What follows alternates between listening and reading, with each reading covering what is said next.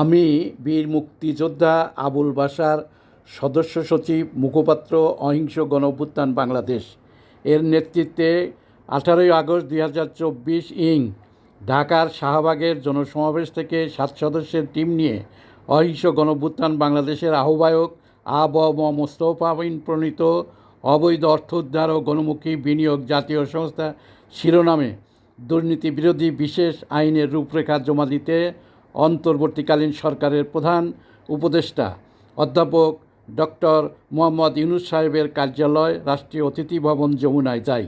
টিমে যারা ছিলেন তারা হলেন অধ্যাপক অ্যাডভোকেট জিয়াউর রহমান, মাহবুবুল আলম চৌধুরী, জালাল উদ্দিন আহমেদ, কামাল হোসেন আজাদ ও রাকিবুল ইসলাম রাকিব। আনুষ্ঠানিকভাবে প্রধান উপদেষ্টার পক্ষে আইনের রূপরেখা গ্রহণ করেছেন তার প্রেস সচিব জনাব শফিকুল আলম। আমরা আশা করছি জনগণের আকাঙ্ক্ষার প্রতিফলন হিসেবে সরকার আইনটি পাশ করবে।